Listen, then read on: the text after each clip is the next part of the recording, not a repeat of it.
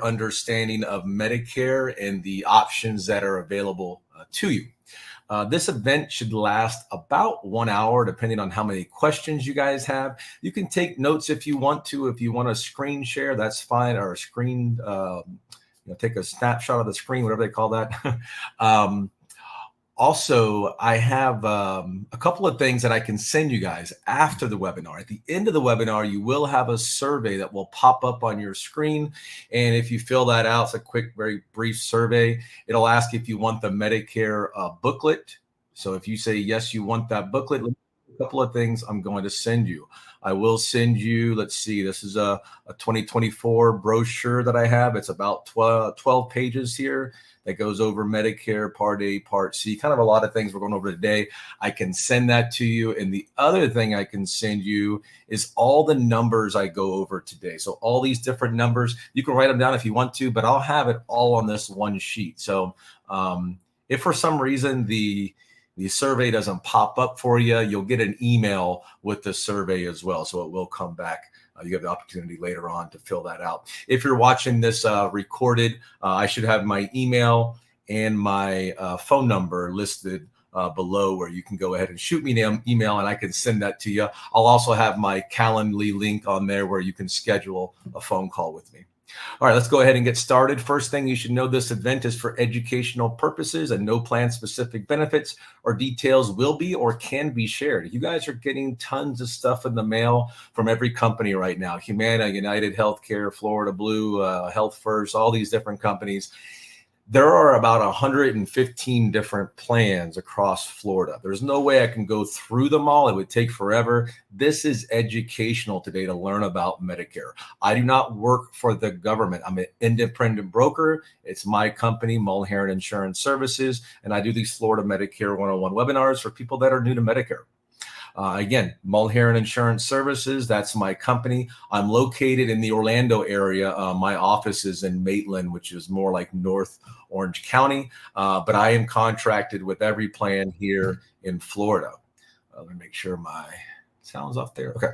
Who are we? Well, we do educational courses as well. Me and other agents, we do courses all across Florida, in person and online. I do libraries here in the Orlando area. And then I do obviously monthly webinars. This is my first one I'm recording this month. I'll have this on, YouTube where people can watch, and they always contact me on how to get more information about Medicare. I started doing this in 2009, February, I believe, 15th of 2009. So I've been almost 15 years in the business now. And then again, you have my phone number and my email. I'll have that, and any kind of emails you get from me as well. You'll have that information on there. If you were to go onto the Department of Insurance and look me up with my license number on there, Charles Mulherron would show up, not Chaz. I've just gone by Chaz my whole life. But my real name is Charles Stephen Mulherron III. All right, what are we going to talk about today? Well, we're definitely going to talk about the main two parts of Medicare, which is your Part A hospital and your Part B medical. We'll also talk about Medicare's supplement plans. Maybe you know what Medicare A and B gives you, but maybe you want to cover what's left over from A and B. You have an optional Medigap plan. We're going to talk about Part D drug plans because Medicare A and B does not give you drugs. Do you want a Part D drug plan now or in the future? And then we'll also go over Part C Medicare Advantage plans. You might have seen commercials with Joe Namath, Jimmy Walker, William Shatner, in the previous years of going over these HMOs and PPOs that are available, optional for anybody who's on Medicare. We'll also talk about when should you enroll into Medicare, and if you don't enroll, are there any penalties? Or maybe you're still working. I have a lot of people that are still working and say, hey, I have coverage from work. What do I do there? So we'll go over that as well. Okay, Medicare versus Medicaid. You guys are here today because you're probably starting Medicare soon, within the next few months to maybe the next and you might even not take it right now, but eventually you're going to start Medicare soon. And that's for people that are 65 and older, or for people that are under 65 and have certain disabilities or end-stage renal disease. A lot of times clients will ask me, hey, I'm turning 65, but my wife is 62. Do we both get Medicare? Well, no, you're going to get it because you're turning 65 and she can't get it or he can't get it, either one, until that person turns 65, unless they have a certain disability. Medicaid is different. Medicaid is based off your income and assets. So in order to get Medicaid, you have to have limited income and limited assets. There are people here in Florida that are 65 and older and they have low income. They're considered dual eligible. So then the state Medicaid pays your Medicare cost. If you think, hey, Chaz, you know what, I do have a very limited income and Medicare is just going to cost too much for me, be sure to talk to me one-on-one.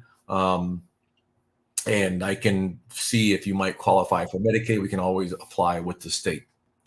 By the way, if you guys do have any questions, you can use the chat function up above. I forgot to mention that before. All right, the basics of Medicare. So what is original Medicare? When I say original Medicare, that's what started back in 1965. So that's been what, 58, 59, almost 59 years now. I think in July 30th, 1965, or yeah, somewhere around there. So that's original Medicare. That's what started. Back then, it was you had your Medicare card, your Part A and Part B, and that's all you needed to do was sign up for Part A and Part B. Let me show you what that Medicare card will look like. When you get your Medicare card, it's going to look just like this. It's going to have your name on there. They're going to call it your Medicare number, even though now it's 11 characters with letters and numbers kind of mixed in. And then you have your Medicare Part A hospital and Part B medical. So I want to let you know in the next few slides what this A and B will do for you, because you don't have to do anything else. You can take your Medicare A and B and use it as is. So let's imagine for a little bit here that you do nothing else. You have no coverage from your employer. You don't have a marketplace plan. You don't have TRICARE or VA. We'll talk about that later on if you happen to have that. But let's imagine for a moment you have just your Medicare Part A and Part B. So first, let's talk about Part A, which is your hospitalization, right? Your card just says Part A hospital. You should know Part A can only start on the first day of the month. So I'm going to use myself as an example just because I can't see you guys and ask them when your birth date is. So my birthday is coming up here, January 27th. If I were to start Medicare in January, it would start, Part A would start on January 1st. Even though my birth date's at the end of the year, it still would start on the first of the month. That is always true for you unless you're born on the first. So when I do my seminars in person at a library, I say to people, is anybody here born on the first? And usually I get one person every now and then raise their hand. And I'll say, okay, because you're born on the first, you're actually going to get Medicare a month earlier, a month before. So if your birth date was January 1st, so let's say July 1st, you would get it on June 1st. Otherwise, your Part A is going to start on the first day of your birth month. So hospital insurance. What does it cost? How much is it per month? Well, you know, when you get your paycheck, your pay stub every week, every 2 weeks, and you see that Medicare tax come out, you got FICA and everything, and you see Medicare come out, that is paying for this Medicare right here. So as long as you've paid into Medicare for 40 quarters or 10 years, if you've paid into Medicare for 40 quarters, Part A has no cost. It will not cost you anything. It's zero. How do you have a premium for Part A? If for some reason you didn't pay into Medicare for 10 years, doesn't have to be consecutive, because remember, every quarter, that'll give you a credit there, and you got to have 40 quarters. But somehow, maybe you didn't pay into Medicare. Maybe you just didn't work at all, or maybe you just got under the 10 years. There could be a premium for Part A. Now, be sure to talk to me if you found out you're going to have a Part A premium, or if you think you might, if you're worried you might, because if you were ever married to somebody who paid into Medicare for 10 years, then you can actually collect Medicare from them as well and not have a Part A premium. Because look, your premium could be as high as $505 a month. So hopefully you have enough quarters. If you're not sure, I recommend creating an account on Social Security's website, ssa.gov. Create that account, log in, and immediately on the home page, it'll tell you you have your 40 credits or how many credits you have. So let's talk about Part A and everything about it. And while I have this up, let's look at the bottom over here. You can see Part A is free, but again, if you work less than 30 quarters, you're going to pay $505 just for Part A every month.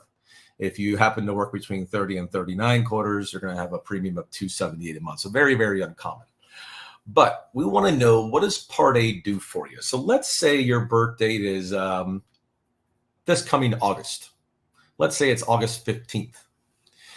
August 1st, you call me up and you say, Chaz, I just left the hospital and I attended your webinar back in January. You got me signed up for everything, and I can't remember what the heck it's going to cost me. I just left the hospital and it's August. Let's say it's August 5th.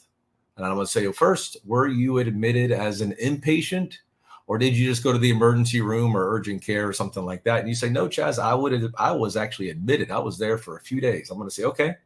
Because you were admitted, that falls under Part A. If you were to tell me, oh, I didn't get admitted, I just went to the emergency room, or a walk-in clinic or something, that would fall under Part B. We'll talk about that next. So Part A, you must be admitted. You get at least a semi-private room. You get meals covered, general nursing, hospital services and supplies, and it covers all but the first 3 pints of blood. And you say, great, that covers that for me? I say, sure enough, that does. Medicare will cover you for that hospital stay, but guess what? They're not going to pay it all. There's going to be some gaps in Medicare. So on this page, on the right-hand side, anything you see in light blue, that is a gap in Medicare. Medicare will pay all but that amount. So you say, well, Chaz, I was in the hospital for 3 days. And I'm going to say, okay, that benefit period for you falls right here, days 1 through 60. You would owe a $1,632 deductible. And let's say you were there August 1st, 2nd, 3rd, and you left. If you get admitted into the hospital again within that 60-day window of leaving the hospital, you're still covered under that deductible. So if you left August 3rd and then you got readmitted September 10th, well, you're still within that 60-day period. You've already paid your $1,632. So it's a benefit period deductible. It's not what we're used to, once per year. This is a benefit period. Now, all of a sudden, if you, let's say October 30th hits and you get hospitalized again, well, that 60-day window from August 3rd has ended. So you go back to day one and you pay another $1,632. If you stay longer, all of a sudden day 61 hits, 62, 63, your copay is now going to be $400 a day. Medicare will cover the rest, whatever it is, but you're going to owe $408 every day. In days 91 through 150, you're going to owe $816 a day. And these are your lifetime reserve days. You get these days once per lifetime. If you ever use days 91, 92, they are gone forever. And you can see the longer you stay in the hospital, the less Medicare will pay, the more you owe, the bigger your gap is. Anything beyond 150 days in the hospital is completely out of your own pocket. Medicare has bowed out. Don't forget the first 3 pints of blood and comfort and convenience items. So this is very common with Medicare. A lot of times people will say, I didn't know about this, the deductible. They might think that Medicare just pays everything because we've been paying into it all this time. But no, unfortunately, there are a lot of gaps there in Medicare. Now, what happens if you get hospitalized and the doctor says, you're not ready to go home yet, but we don't need you in this hospital bed? They might move you to a different wing of the hospital, or maybe somewhere different altogether. They might move you to something called skilled nursing care or skilled nursing facility care. This is covered by Medicare for the first 20 days at 100%, assuming you've spent 3 days in the hospital. If you spend 3 days in the hospital, Medicare will cover the first 20. And they're going to tell you when you get in there, hey, we're going to try to get you out within 3 weeks, because you can see on day 21 in the hospital through 100, your copay would be $204 every day for skilled nursing care. So you don't want to owe that. I had somebody last year, he was in there all of October, all of November, and all of December. And the wife called me at the end of December that they were going to put him finally into that was his hospital stay, into skilled nursing care. And he was there a long time. I think he went in there from January through February. So that was 60 days. So it would have been definitely some copays in there. It can get pretty high. After 100 days, Medicare does not cover you at all. Medicare doesn't cover long-term care. Now, Medicaid could. Remember, if the state steps in because you've exhausted any of your assets or something and you can't afford a long-term care facility, the state could step in and pay for long-term care, but Medicare will not cover any long-term care. Beyond 100 days, they don't cover anything in skilled nursing care and no long-term care facilities. Okay, so we know Part A is 0, and we know on the light blue on the right-hand side, those are all your gaps on Medicare. Any questions about Part A, go ahead and put that in the chat. I'll get back to you.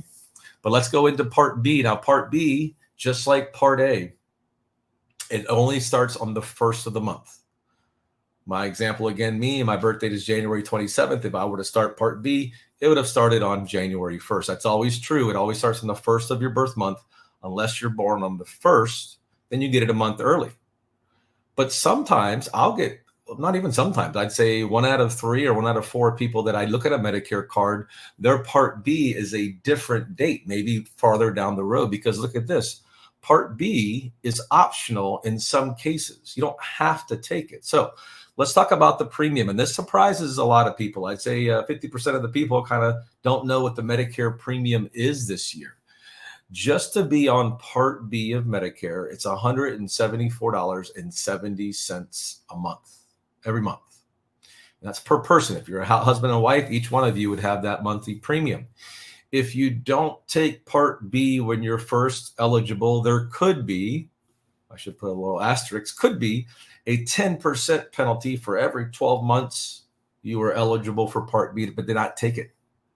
And you say, well, who would do that? Well, maybe somebody has a marketplace plan, an Affordable Care Act plan, and they say, I don't want to take Medicare. I'm only paying $50 a month for my marketplace plan to the healthcare.gov. Why am I going to go on Medicare? They might think they can keep that. No, when you're Medicare eligible, you have to go on Medicare. You have to drop your marketplace plan. You are no longer eligible for a subsidy through the government, through the marketplace. And if you slip through the cracks and somehow still do get a subsidy, they will want their money back. I've seen it happen before. People owe thousands of dollars. So once you turn 65, you're no longer eligible for a marketplace plan. Or maybe somebody just says, you know what, I'm healthy. I don't think I need Medicare. I don't want to pay that premium. Well, you can do that, but if you don't take it, you're going to have a lifetime penalty. That penalty will last forever. It will never go away. Now, there are limited exceptions. So if you're still working and you're thinking that you still want to work, or maybe your spouse is still working, this is for you. So if you are working or your spouse is still working and you have coverage from your employer, health coverage, and it's 20 or more employees, you can delay Part B. Now, don't automatically assume, yes, I want to delay it. You got to kind of look at it. How much do you pay for it? Is it free? Okay, well then, yeah, keep your coverage from work while you're still working. But maybe you're on our spouse's employer plan, and maybe it's free for them, but maybe it costs you $300, $400, $500, $600 a month to be on it. It might be better for you to be on Medicare. So you definitely want to compare it. Give me a call and say, hey, here's what my coverage is. I will tell you exactly and say, hey, this coverage is better. Stay on the employer coverage, delay it. People that do have employer coverage, a lot of times they do delay. I help them do it every single month, probably 7 or 8 people a month. I'm helping delay Medicare. And later on in the future, when they want to get Part B back, I make sure we have the correct forms filled out, sent them to Social Security. That way they have no penalty. All right, we do have a question here.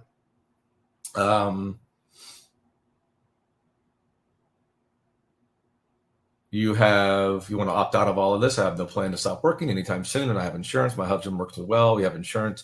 He retired and got a new career. So yeah, that's exactly what I just explained right there, Gigi, that yes, you can delay Part B as long as you have coverage from your employer that you're working with, 20 or more employees, you can delay Part B. Now, when can you do this? When can you delay Part B? When can you pick up Part B, everything? You can do that as early as 3 months prior to your birth month. So we'll go back to that August 15th kind of made up birth date there. If somebody was born on August 15th, their effective date would typically be August 1st, right? So they can enroll in Part B or delay Part B as early as May 1st, May, June, July. So you got 3 months prior to August or whatever month you're turning 65. You got the month of. You can do it. And you can also do it up to 3 months after. If you already know what you're going to do, don't delay it or else you might forget. If you don't do anything and you don't have coverage from an employer or something, then you can get penalized, and that penalty will last forever. I forgot to mention, what is Part B? I should have went over that. Remember we said before that Part A is everything inpatient. Part B is everything outpatient. Think of your primary doctors, your specialists. Think of urgent care. Think of outpatient surgery, lab work, CT scans. Part B is everything outpatient. GG, how do you do it? I haven't got to that yet. This is all about Part B. Not really how to enroll and how to delay it, but that is later on. I will talk about how you can enroll in Medicare or how you can delay Medicare. Okay, so remember, Part B is everything outpatient. There is a deductible. This is an annual deductible. So the Part B deductible is once per year, and it is adjusted every year. In 2024, the Part B deductible is $240. And it resets every January 1st. That means that Medicare will not pay anything towards Part B until you pay the first $240 out of pocket. Then Medicare will pay 80%. And here's remember the light blues, the gaps of Medicare here at the bottom. Medicare will pay 80%. You'll pay 20% of Medicare approved charges. This is very common with insurance. I have insurance myself. I have a $5,000 deductible, and then I pay 10% up to $7,500. That's my coverage in HSA with Florida Blue PPO. So the percentage is very common there, 80, 20, 90, 10. The difference is the deductible is actually pretty good at $240 deductible for medical. But the 20%, there's no cap on that 20%. I said I pay 10% up to $7,500. Under Medicare, you're going to pay 20% up to infinite. If it's a $10,000 bill, you're going to pay $2,000. If it's a $30,000 bill, you're going to pay $6,000, and so on. It's going to keep on going up. There is no maximum to that 20%. And then the last thing is excess charges. I don't want anybody to worry about excess charges too much. In Florida, it is very, very uncommon. I can't mention about the other states. I'm not positive, but I know in Florida, it's a rare day if I see an excess charge. What this means is, let's say I'm a doctor and I accept Medicare. That means I will say, hey, you have a Medicare card. I will take that Medicare card and I will bill Medicare and you'll pay the difference. But you know what? I don't like what Medicare is willing to pay me for this procedure. So they allow me to charge an excess charge of 15% above Medicare approved charges. Now, if I want to charge these excess fees, I have to let Medicare know. I get listed on their website as somebody who charges excess fees. It's not very popular. Mayo Clinic up in Jacksonville used to do it. They stopped doing it about 4 or 5 years ago. So it's a rare day that I see somebody charging an excess charge. Now, they can just opt out of Medicare. If you go to medicare.gov and search for a doctor, if you don't see them there, they're probably opted out of Medicare. Or if it says that they charge the Medicare approved charge, they don't charge that excess fee. So very, very uncommon. All right, so Medicare typically is going to be $174.70 for most people that are on Medicare. But guess what? If you make too much money, if the government deems you as somebody who is considered a high income earner, there's going to be something called IRMA that you're going to have to deal with. And I get a few of these a month. This is called Income Related Monthly Adjustment Amount. You can Google it, IRMAA. There's an extra A at the end for adjustment amount. If you look this up and if you make too much money, yes, you're going to have to pay more for Medicare. So I know this is a little dark right there. I don't know why it's so dark. But it says if your yearly income in 2022 was individual, 103,000 or less, if you're an individual filing taxes in 2022, or if you're a couple filing 206,000 or less, you're okay. So you say, well, why 2022, Jazz? It's 2024 right now. Well, yes, the government has to go 2 years back because right now we're in 2024. If they were to go to 2023, most people, I don't know anybody who's done their taxes yet. So they can't look at your 2023. So to make it easy, instead of having adjusted in the middle of the year, they just always go 2 years back. So this year, for the whole year, they look at everybody's 2022 taxes and they say, what did you make? And you can see the more you make, the more you're going to pay for Medicare. I had somebody just last week, they were husband and wife, income of $1 million. And they said, that's not fair. I'm going to pay $594. Not only that, one person does and a spouse does as well. So both of them have to pay more for Medicare, each one of them. And I said, well, the good thing is you made $1 million a couple of years ago. And so you have the high income to hopefully be able to pay it, but that's just how it is. Now, common question I get is, what if that person that made $1 million, what if they retired that year? Or maybe they retired in 2023? That's not fair, because now we're in 2024 and their income might be, $100,000. How is that fair? Well, it's not. And what they have, you can fill out a form. It's called a SSA 44 form. It is a life event change form. So if you have something big that happened in your life that made your income go down, we can fight that. It's very easy. It's not even really fighting it. It's filling out a form and saying, look, here's what I made in 2022, but in reality, I'm going to make less last year or this year, and this is why. You check off a box. Maybe your spouse passed away. Maybe your income gone down because you stopped working, or maybe you reduced work. Or there's a lot of different reasons of why your income can go down. So we can fill out that form. Now, be careful with retirement accounts. I help people with retirement accounts as well. And I say, be careful, because all of a sudden, maybe you retire and you think, hey, I'm going to take a lot of money out and live off of, and I'm going to pay off my house. I'm going to do this or that. You got to be careful, because let's say in 2024, you retire this year. And let's say you have a few $100,000 in a 401k, and you decide, I'm going to take that money and just live off of it. Well, you can do that. It's obviously your money, but guess what? Now, when you do your taxes in 2025 to 2024, now your income is way high. You're going to pay a lot of taxes on it. And not only that, in 2026, they're going to look at it and say, oh, his income was super high. And you can say, well, I retire, but they're going to say, but you took that out because of your 401k, not because of your income. So you're going to have to pay a whole year of high penalties. So you got to be careful there on taking money out. I have clients that I move into an IRA. Once they retire, you don't want to keep your money in a 401k anymore. You want to move it over to an IRA, and you can take a monthly or yearly amount out of there, whatever you want, to be able to live off of and not have to pay any kind of Medicare penalties or Social Security. Taxes, high taxes as well. All right, any questions about this page, let me know. And again, I have the sheet that can send you. It has all these numbers on there, so don't feel like you have to write them down or anything. Just make sure you fill out my survey at the end of the webinar, or if you get the email, you can fill out the survey and put on there that check off the box that you would like the Medicare booklet, and I will send you the booklet and the numbers for 2024.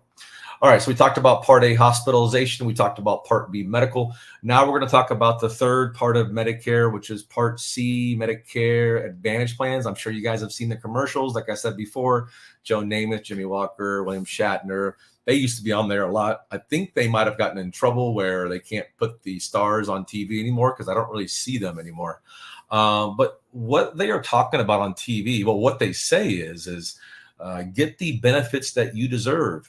Or you'll see a woman talking and saying, I put in my zip code and found out that I'm eligible for a plan that lowers my Medicare premium, or I put in my zip code and found out I can get a grocery card.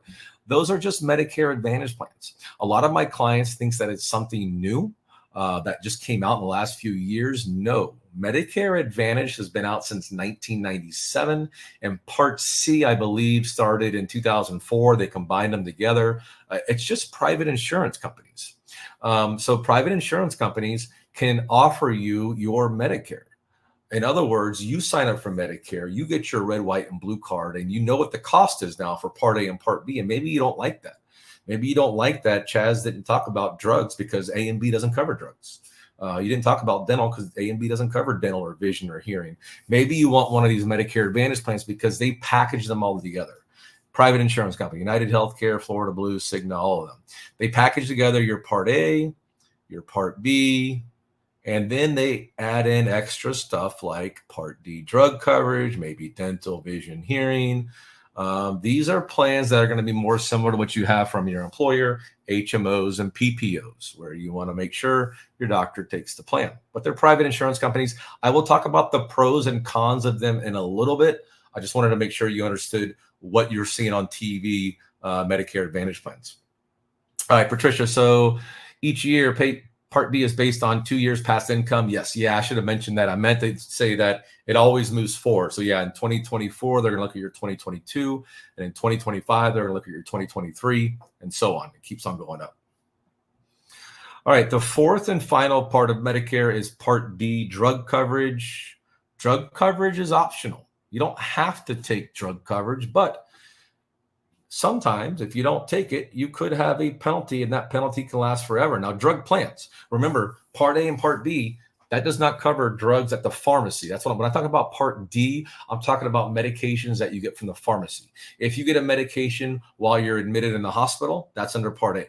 If you get, let's say, injected, what's a shot that osteoporosis, a Prolia, I think it's Prolia shot that you can get every 6 months in your doctor's office. Well, that falls under Part B, B as in boy, because you're getting it in your doctor's office. If you get a pharmacy, or if you get a medication at a pharmacy, that's going to fall under Part D. Premiums run anywhere from $0 to purchase a drug plan all the way up to $115 for a standalone drug plan. If you don't take a drug plan when you're first eligible for Medicare Part A, there is a penalty of 1% of the national average drug plan premium, which I believe is $55. So 1% of that for every month that you were eligible for Medicare Part A but did not take it. If you get assessed that penalty, it will last forever. You cannot get rid of it. There are limited exceptions. So remember we mentioned before, let's say like Gigi. Gigi's still working.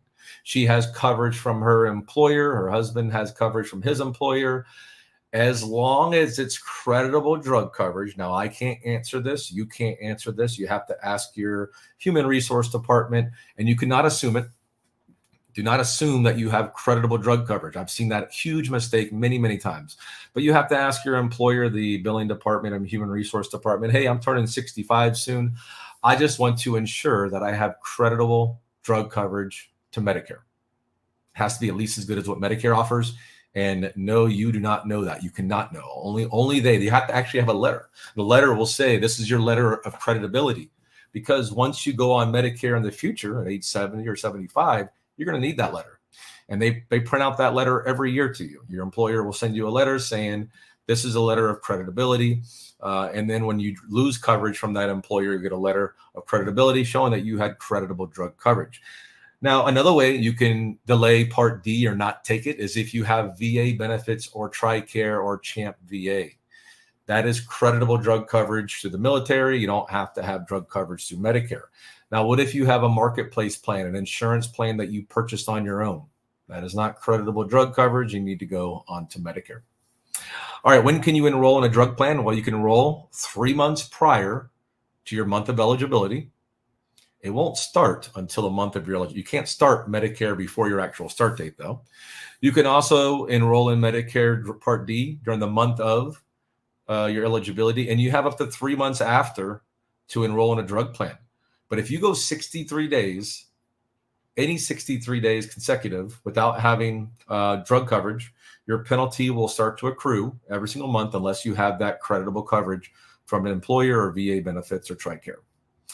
Now, when can you change drug plans? So there's only a 7-week window. This is my busy time of year. Once December 8th hits, I sit back and relax for the rest of the year because it is crazy from October 15th.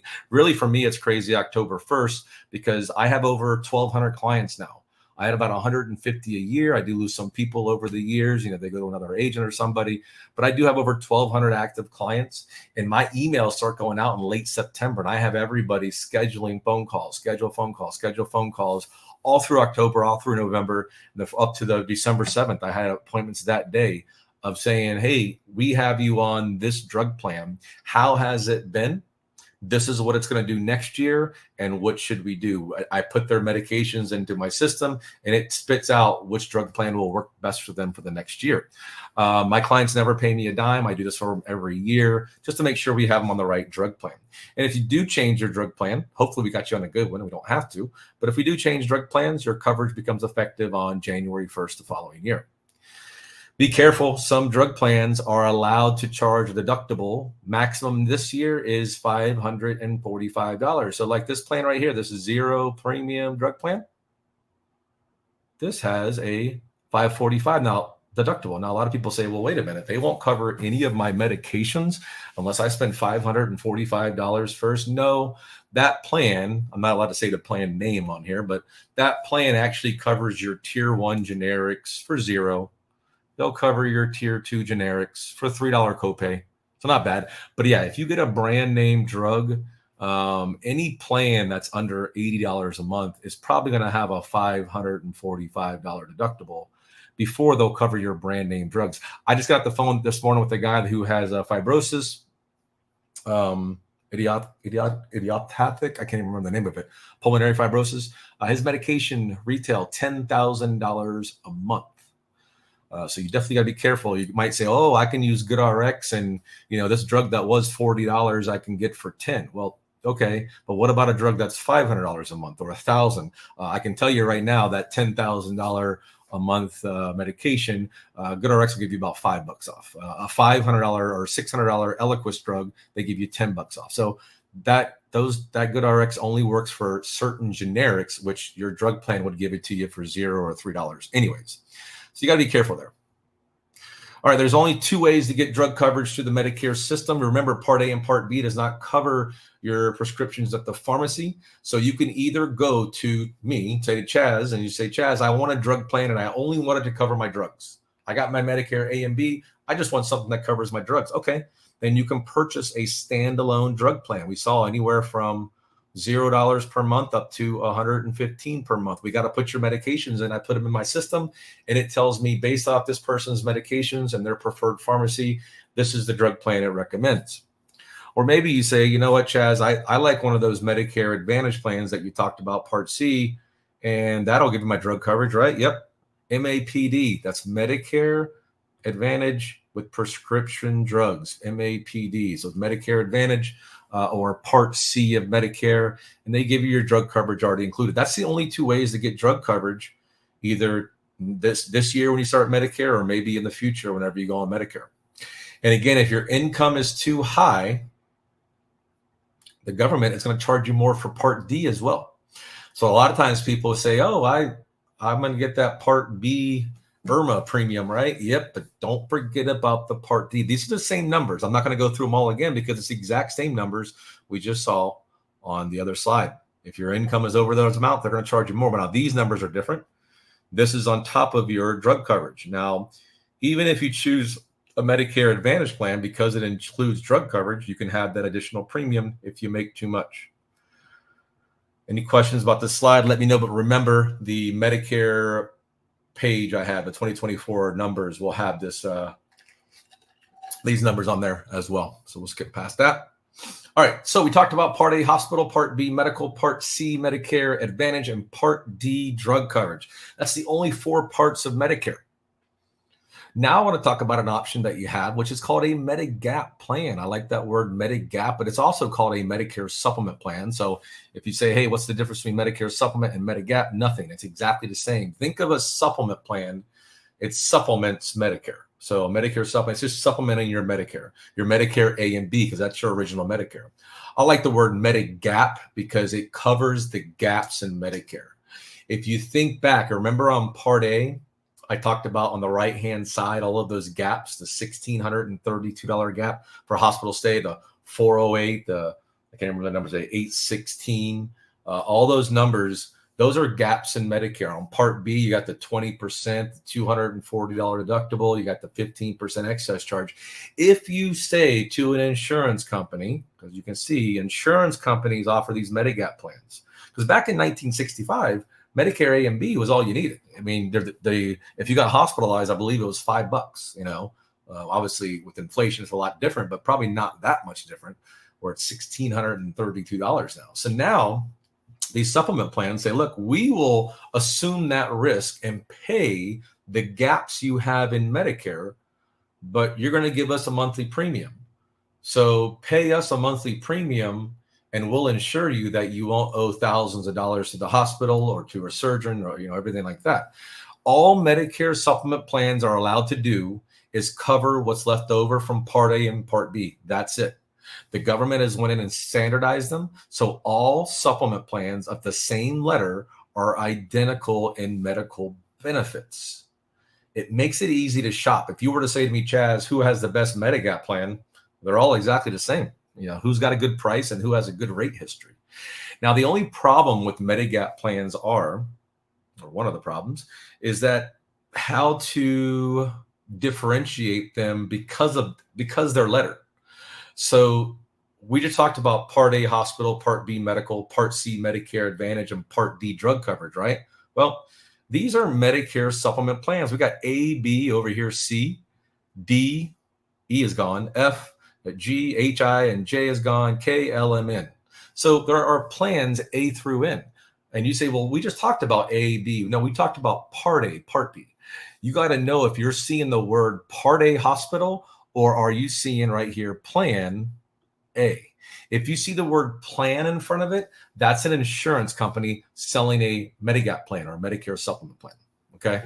I know it's very confusing. I don't know why the government just didn't, number them or something. I don't know. So how do we read this chart? By the way, you don't have to worry about writing down this chart. Again, if you fill out the survey, I have this chart in the Medicare booklet. So how do you read this chart? Well, we're going to go on the left-hand side and we're going to look at the benefits. Now, I'm not going to go through all these benefits because guess what? We already did. If you look at here, let's look at the down here, Part A deductible. That is that $1,632. That's your Part A deductible. Part B deductible. That's that $240. Remember that? Excess charges. We talked about that. The government, Medicare doesn't cover you out of the country. So some of these plans do cover you out of the country. You got blood. Remember I said Medicare doesn't cover the first 3 pints of blood. Part B coinsurance, that's your 20%. And the Part A coinsurance is days 61 through 90, days 91 through 150. And then the supplement plan will give you an additional 365 days to use above that. Out-of-pocket limit only applies to K and L because the rest of them, you're limited on just what the deductible is or what the excess charge is. So you don't have to worry about any kind of high number like you see there. Okay, so let's go to the far right over here and look at Plan F. I like to start with this one because this was the Cadillac coverage. Prior to 2020, when I used to put somebody on a supplement plan, I put them on Plan F. Here's how easy it was to explain Plan F. I say, ma'am, you have your Medicare Part A and Part B, right? If you sign up with this Plan F, it will cover everything left over, Part A and Part B, 100%. And they usually say, well, what if I go to the doctor? You pay $0. What if I go to the hospital? You pay $0. Anything that Medicare covers, you have covered 100%. You don't have to worry about anything. Well, in 2014, the government announced that in 2020, they wanted to get rid of Plan F for anybody new to Medicare because they felt like people might abuse it. So think about it. If you have a little cough, you might say, well, I'll just go to the emergency room. This is what their thought was, at least. They say they might overuse it. So they felt like benefits were being more used under Plan F because people didn't have any skin in the game. So they said in 2020, the only way you can get Plan F is if you were eligible for Medicare prior to 2020. So Plan F is gone for anybody new to Medicare. Plan G is now the Cadillac plan. This is the most coverage you can get. This is the most common plan that somebody chooses if they have a supplement plan. You can see it has every box checked except for one. The only box not checked, I can't make a square with my finger here, is that right there. And that's the Part B deductible. So let's go back real quick. What's that Part B deductible? There it is, Part B deductible. I can't even circle. Part B deductible is $240. So if you have Plan G, remember, A is your primary. Plan G will cover this 100%, covers this 100%, covers this 100%. Then they give you an additional 365 days to use above that in case you're in the hospital for a very, very long time. Medicare already covers the first 20 days in skilled nursing care, and it'll cover days 21 through 100. And then for Part B, hey, you got to pay your Medicare premium. In order to be on Medicare, you got to pay that. It will not cover this deductible, so you would owe that. But it will cover this 20% and this 15%. So if somebody has A and B of Medicare, of course, you pay your Part B Medicare premium, and then you pay your supplement plan premium. But the only thing you have to owe is a $240 deductible. Everything else for Part A and Part B is covered 100%. And you say, Chaz, well, what about drug coverage? Nope. Supplement plans can only cover what's left over from A and B. If Medicare A and B doesn't cover it, neither does a supplement plan. The bill goes from your doctor. Let's say you go to a specialist. The specialist sends the bill to Medicare, not even your insurance company. Medicare is the one that determines, oh, the insurance company has to pay this. So an insurance company can't say, well, we don't want to cover this for that person. There's no prior authorizations. There's no referrals. So they are not allowed to determine what they cover. Only Medicare determines it. So it makes it very easy. G is a very common plan here in Florida. N is a common plan as well. You will not see anybody on a plan A, B, D, K, L, and M in Florida. Perfect example. A couple of months ago, somebody asked me about plan B, and I said, I've never ever quoted a plan B.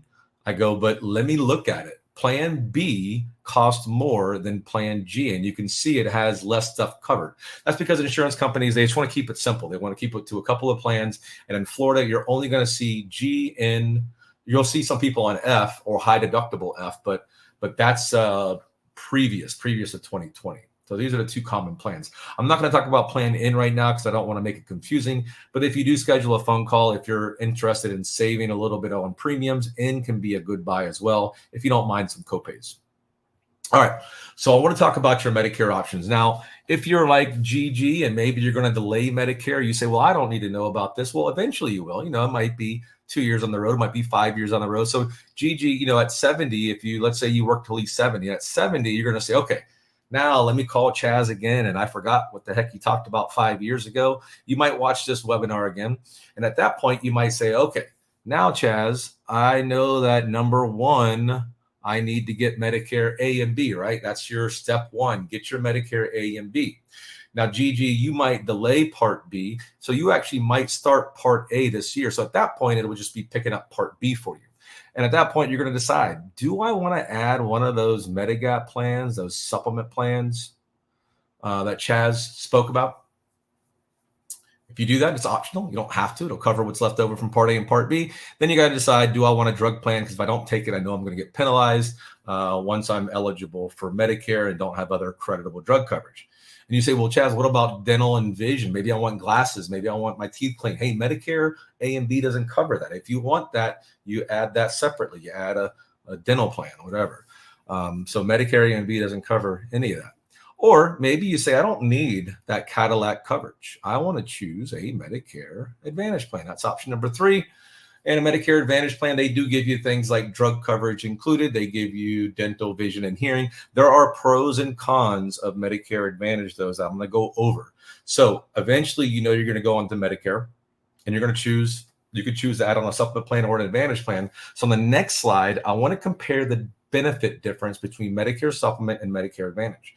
And on the slide after that, I'm going to give you like a cost estimate of how they kind of compare there. So let's go in and get an idea. Maybe it's this year, next year, 5 years on the road. Get an idea of what side you think you fall on. And then whenever I talk to you on the phone, I'll say, hey, do you think you were looking more towards these one way? And get an idea. Even if it's you, GG, if you say, hey, I need to delay Medicare, but I can tell you in the future, I'm looking more at that. That way I'll put it in my notes and I'll know.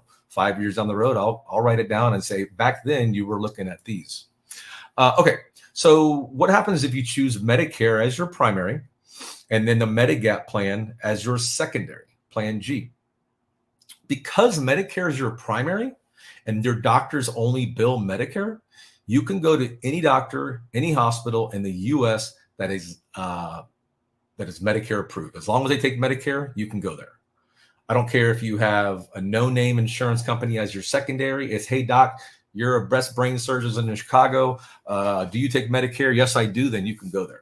And with Plan G, remember, anything that's Medicare approved for Part A and Part B, you have no copay. You have that deductible, that $240 deductible this year. It can change every year. No other out-of-pocket costs. People always ask me, what's my out-of-pocket maximum? $240. That's it. That's the most you can spend as long as it's Medicare approved. Now you say, well, what's not Medicare approved? Cosmetic.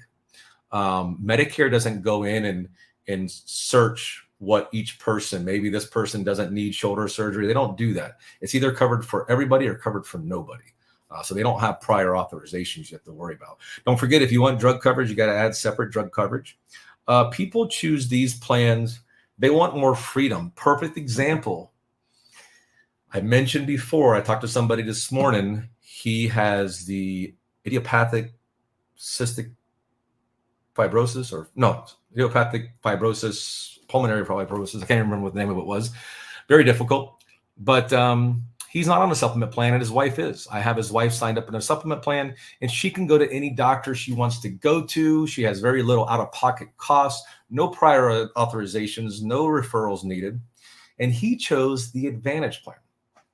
And they were calling me because he now realizes with the Advantage plan, he has a terminal illness. I think the average age to live on that is 2 to 5 years. And he's worried. He wants to have that freedom of doctors. He wants to have the better doctors, the better coverage.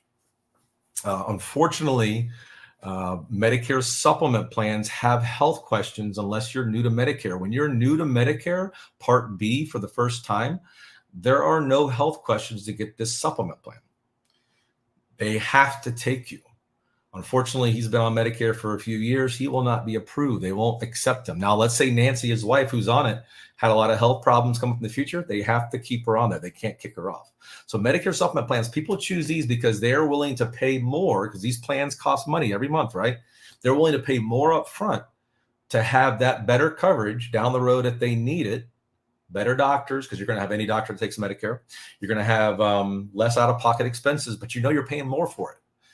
Pay more now to have less out-of-pocket costs at the end. But some people, my parents, for example, they don't want to pay more for coverage. They're fine with, a network doctor. They're okay with that. Medicare Advantage plans are a good option as well. These are made up of HMOs and PPOs. Now, a lot of times people say, oh, I don't want one of those network plans. Well, guess what? If you have health insurance right now, you 100% have a network plan. I have a PPO, Florida Blue. I still have a network. So for instance, my primary doctor, I go to Thursday. He's a network. He'll take my plan. My dermatologist, because I just started this plan January 1st, my dermatologist, I went there and they're like, we don't take your plan. You're going to be cash pay. Even though I have a PPO, people think with the PPO, they can go anywhere they want to go. No, they won't bill my plan. They refuse to bill my PPO. Now, I can file a claim with Florida Blue and go towards my deductible. I'm not going to do it. It's kind of a pain. I've done it before.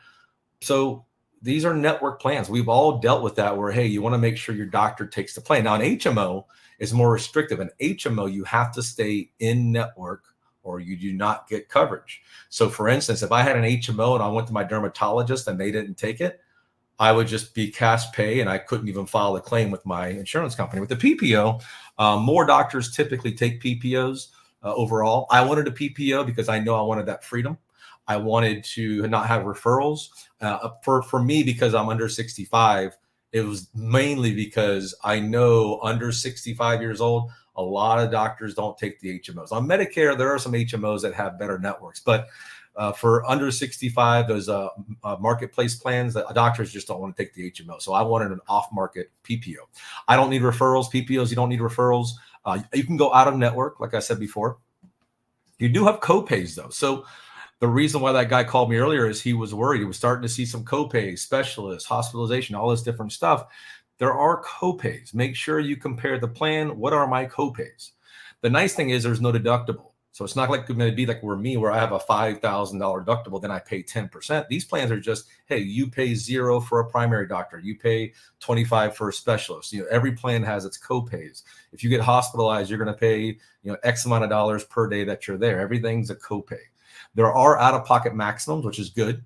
Remember, I mentioned my out-of-pocket maximum, $7,500. Thankfully, under Medicare, even under an Advantage plan, none are that high. The HMOs are going to be between $2,000 to $4,000. The PPOs are going to be between $4,000 to $5,000, somewhere around there for maximum out-of-pocket. That's the most you can spend in a year.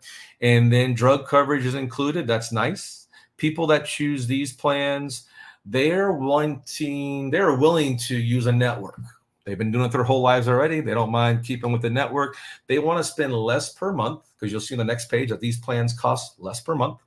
And they don't mind the copays. They don't mind spending more money on the back end, even though it might not be a lot, because they still have a maximum out of pocket.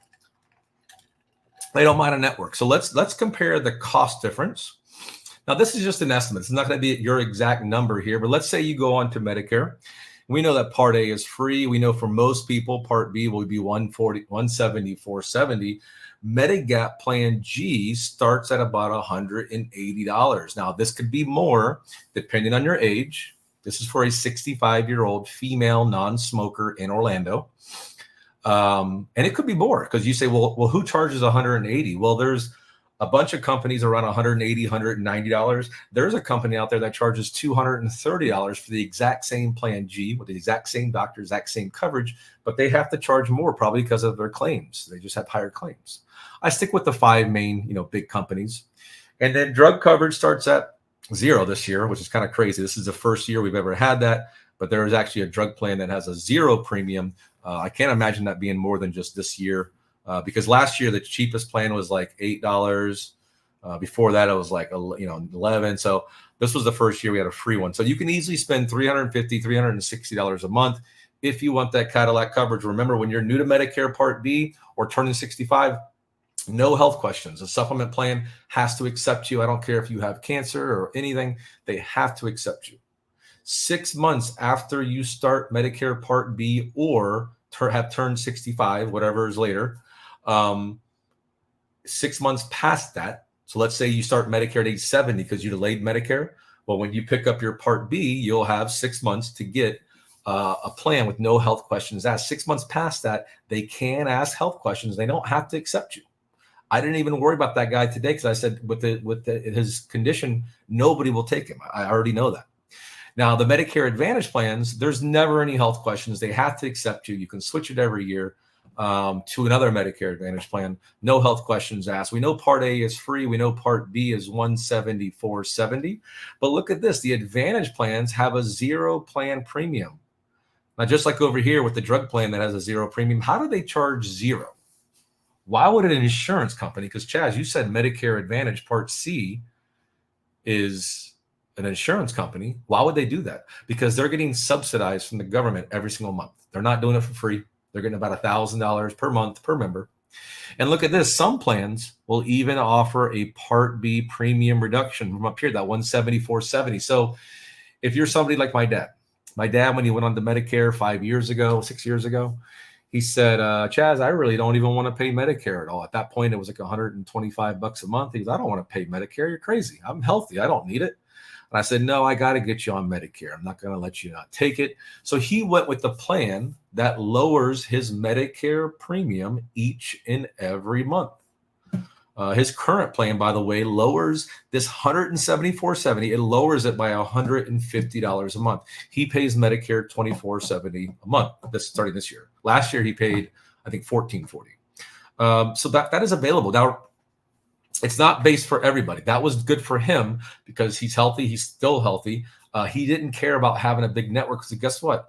These plans all get paid about the same amount of money from the government. So if they're willing to put $150 back towards and pay your Medicare premium $150 towards that every month, you're going to give up something else. With his plan, he did not need a big network of doctors. He has a very small, tight network of doctors. Some plans might give you a better network with the Part B refund, but maybe they have higher copay. So somewhere they got to adjust the cost for them. They got to make money still. Drug coverage is included. Again, dental, vision, and hearing. Every company's different there. The dental, you're not going to get a ton of dentists. Maybe there's 1 or 2 companies that have a decent network. A couple of companies will let you go to any dentist and they'll reimburse you. So, you got to be careful of those small plans that promise a lot of dental and then no dentists take it. You have maybe Greenberg. That's it, here in Orlando. But so you got to be careful of those plans. Any questions about this slide, let me know. All right, so when we're in the final little quarter here, when can you do all this stuff? So when do you delay Medicare? If you're on Medicare, when can you change plans? So we already know you guys are coming up at some point to your initial enrollment period. So I don't know when your birth date is, but we'll use that August 15th date again. You can enroll. Or if you're like Gigi and you want to delay Medicare, you can do that up to 3 months prior. So if your birthday is in August, you'd have May, June, and July. You can tell them I don't want Medicare, or you tell them you want Medicare, and it will start or be delayed as of August 1st. So it all depends on your birth month. Now, let's say you start Medicare on August 1st. Okay, so like Gigi, July 5th. So like Gigi, July, we got June, May, April. So on April 1st, you can tell Social Security, I don't want Part B. And I'll tell you how to do that in a little bit here. I'm not there yet. But you can tell them as of April 1st, I don't want Part B. And okay, so let's say you do start Medicare August 1st and you say, Chaz, when can I change this drug plan? Or when can I change this Medicare Advantage plan? Your first option would be October 15th through December 7th. Remember, that's my busy time. I want to make sure I talk to all my clients and make sure they're on the right plan. And you can either go from a Medicare Advantage plan to another Medicare Advantage plan, or maybe you have a Medigap plan and you want to change your drug plan. You can do it there at that time. You can change a Medigap plan any time of the year, but there's underwriting, there's health questions. Maybe you call me up and it's June. You've been on Medicare for a couple of years and you say, Chaz, I need to change my plan. And it's the middle of the year. I would need to find a special enrollment period, an SEP for you in order to do that in the middle of the year. Or maybe 5 years down the road, Gigi calls me and says, Chaz, I need to pick up Medicare. I'll say, no problem. Here's the Part B form. And then I need to get her a drug plan. Well, I'll have to use an SEP because she had lost employer coverage. So that would be her SEP. Maybe you're already on Medicare and the annual enrollment period ended. And on January, what's the date today? 16th, you call me today and say, hey, Chaz, I made a mistake and didn't change during the annual enrollment period. Or maybe you did change, but you don't like the plan. Well, you have another 3 months to change only your Medicare Advantage plan.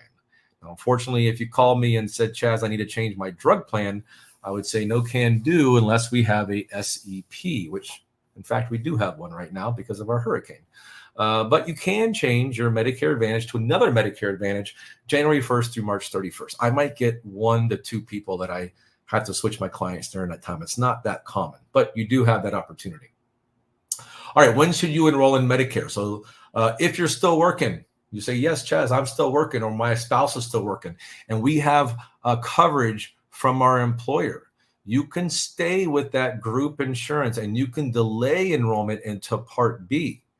There are no penalties, meaning that if you call me up at 70 and say, am I going to be penalized now? Nope. Because you've had coverage from your employer, there are no penalties. Well, what about my options, a Medigap plan that you mentioned? Am I like out of luck if I've had bad health? Nope, no loss of options. Because you're new to Medicare, Part B, they have to accept you. Maybe you have coverage from work, but maybe that insurance from work is very expensive. Sometimes I'll talk to people that have high premiums. Then I recommend, okay, if it's high premiums, enroll in A and B, select either a Medigap plan or a Medicare Advantage plan. Now, what if you're collecting Social Security? If you're collecting Social Security, your enrollment into Medicare is automatic. I have clients right now that are birthdays in April, I believe, March, February, no, May people, April, March, February. Yeah. If your birthday's in May, your Medicare card will come this week automatically in your mailbox if you're collecting Social Security. I made some calls this morning to my clients that are born in May to remind them. So be sure to talk to me on the phone because I'll ask you, are you collecting Social Security? Yes, I am. Oh, when's your birth month? Then I put it in my calendar. And the middle of that month, I call my people, hey, reminder, your Medicare card is in the mail this week. So maybe you're collecting Social Security, but maybe you have employee insurance. Well, then you probably want to delay Part B. You got to let them know. You got to send that Medicare card back because you're collecting Social Security. You were automatically enrolled. You got to disenroll. Maybe you're collecting Social Security and you have federal employee health benefits. That's a retiree plan. You take Medicare as your primary and you take your retiree plan as your secondary and you're done. Maybe you don't have government retirement. You can choose a Medigap plan or a Medicare Advantage plan. Now, for the rest of you who are not collecting Social Security, a lot more people are holding off on Social Security today. So for the rest of you that are not collecting Social Security, your enrollment into Medicare is not automatic. Now, you might say, hey, Chaz, I'm still working. I have coverage from my employer. I'm just going to do nothing. You can do that. You don't have to do anything. But I typically recommend telling Social Security you want to delay Part B. When you delay Part B, you automatically get Part A. It's free, right? You might as well take it. That is always true unless you have an HSA from work. If you have a health savings account, you don't want A. But if you don't, I recommend not taking Part B. The reason being is you might as well have it because Part A is free. And not only that, in the future, it makes getting Part B a lot easier in the future. So I do recommend that. Now, maybe you're not collecting Social Security benefits and you say, Chaz, I need to enroll in Medicare.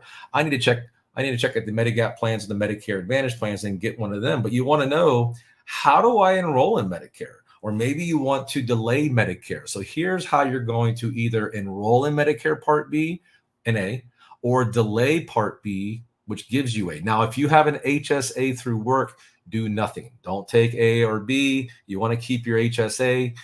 Go ahead and do nothing. But if you don't have an HSA, I recommend delaying Part B, or you can enroll in Medicare. Now, there's different ways to do that. One, you can call Social Security and you can schedule a phone call back. They'll call you back in the future and say, hey, I want to enroll in Medicare. You call Social Security. If you call Medicare, they're going to have you call Social Security. It's all done through Social Security. Enroll online. I recommend this way, the best way. It's easy. It's quick. You guys were able to get to this webinar today, so I'm sure you have some computer knowledge. Go to Social Security's website, set up an account as soon as you can. Do it today if you can. You're not going to enroll in Medicare today or delay Medicare, but create that account today. I've had an account set up for 10 years now. You can have an account as long as you have a Social Security number, you can create an account. And here you can either delay Part B or enroll in Medicare A and B. Schedule a phone call with me. This is very easy. At the end of this webinar, you will have a little slide that will pop up and you can see my calendar, or you'll get an email that'll have my calendar on there. You can do all that. Just schedule a phone call with me. I will say, okay, you're looking to delay Medicare. I put that in my notes. And then you'll even get an email, a quarterly email from me. That way, in case you forget who I am, you'll have that quarterly email. Once every 3 months, I send an email. Not a lot. Okay. So like I said, I recommend going to ssa.gov. Create an account there. Do that today if you have time. Go to ssa.gov. Click the sign in button at the top right-hand corner. If you don't see that, make sure you go back to the home screen. But you want to see the sign in button. When you click sign in, you're going to see where it pops up and says create an account with login.gov. And you're going to say login.gov. Yeah, the Social Security, they don't even use their own login and information anymore. Now, I log in down here because I created my account a long time ago. But for you guys, you're going to click create an account with login.gov. Then on number 3, it's going to take you to login.gov, and you're going to create an account there. Then you're going to enter in your email address, create a password, all that stuff. You're going to do that. I don't put that all on here, but you will see about creating an account. Once you create your account, you don't have to do anything. I think you have to finish setting up your account by maybe put in your address or something. I don't know. But once you create that account, you don't have to do anything. Schedule that phone call with me, and then I'll say, okay, go ahead and log into your account. To do that, you go back to step 1, click sign in, and on step 2, you would then click sign in with login.gov. And then it will have you sign in on the bottom over here. And then I'll just say, okay, click start a retirement application or Medicare application, whatever you're going to do. And then you go through the Medicare. You would do it yourself, but I would be on the phone just to help you walk you through it and everything and say, okay, click this, click that. It takes like 10 minutes to sign up for Medicare or delay Medicare. All right, Medicare supplement plans. There are 26 carriers with the exact same 10 plans. So that's Medicare supplements, Medigap plans. I'm an independent contractor. There's probably 5 carriers that I mostly write, but there are a lot and there's a lot of companies that come in and leave. I'll contract with them, never write them. And then just like some company just went out of business, not out of business, but they pulled out of Medicare supplements, not just in Florida, in the whole country. Prosperity Life, I think it was called. They come in the area, I contract with them, never write them, and then they pull out. The big companies, they just can't compete with the big companies. So I typically sit with the United Healthcare, Florida Blue, Humana, Aetna, Cigna. If you're over in Brevard, that's a different company for the Advantage plan, Health First. But Part D drug plans, we have 22 different drug plans. There's no best drug plan. I take your medications, I put them into my system, and they'll tell me where you save the most money. Those companies you'll see like WellCare, Aetna, United Healthcare, Humana. Advantage plans. We have so many Advantage plans. It's nuts. The HMOs and PPOs, probably about 13 different companies have a total of 113 plans. Now that'll include Medicaid plans, just Medicare only plans, chronic special needs plans, but there are tons of plans available. I am an independent broker. You never pay me a dime. I work with Florida Blue, United Healthcare, Devoted, Cigna, Aetna, all the different companies. There's the AARP, United Healthcare, very popular here in Florida. Florida Blue, I do a lot of. Humana, I do a lot of. So I'm an independent broker. I work with everybody. Just make sure you talk to me at some point. All right, what'll happen next? You guys are going to get. We're about to end right here. I'm gonna put up something here for you. But there's going to be a survey that's going to pop up. The screen will pop up and it'll say, thank you for attending. You put your name, email, and make sure you check the box that you want the Medicare booklet that I talked about. I'll also add in the Medicare 2024 cost sheet. You can schedule a one-on-one talk with me. It's just going over what you're looking to do. Even if it's delaying Medicare, picking up Medicare, make sure you schedule a phone call. If you don't schedule a phone call, my assistant Sue will reach out one time for you and say, hey, we didn't see you schedule a call. Would you like to? And she doesn't bother you more than that, just that one time. A Calendly link. That, I don't know if you guys have heard of Calendly. It's a way where you can see my calendar. And, you know, if you wanted to schedule a time, you can easily do that. You can contract directly. That's my cell phone number, my email address. I will put out a little offer right now, but you're going to see it slide out there. That's my Calendly link. You can click on it now if you want to. You'll see my calendar pop up, or you can wait for my email. You'll get a survey on there. Not the survey, sorry. You'll get the Calendly link where you can schedule a time. I will send, once I get my surveys back today. So when you guys do the survey, it goes into a system, and after a few hours, it gets emailed to me. Once I see whoever filled out the surveys, I should be able to get you guys the booklet and even a recording, my YouTube recording of this seminar right here in case you need it. Send it to any friends, family. Any questions, go ahead and ask it right now, guys. I thank you for attending today. We went a little over. But I thank you for attending. I hope to talk to each one of you very, very soon. I'll give it about another 10, 15 seconds here. And also, too, if you are watching this recorded on YouTube, that is a number you can call, text me, you can email me. I will include at the bottom my Calendly link and email as well. All right, guys. Well, thank you for coming out, and I hope to talk to you soon. Let me hit a little end on there. Thank you, Gigi. Thank you, Patricia, and everybody else who's here today.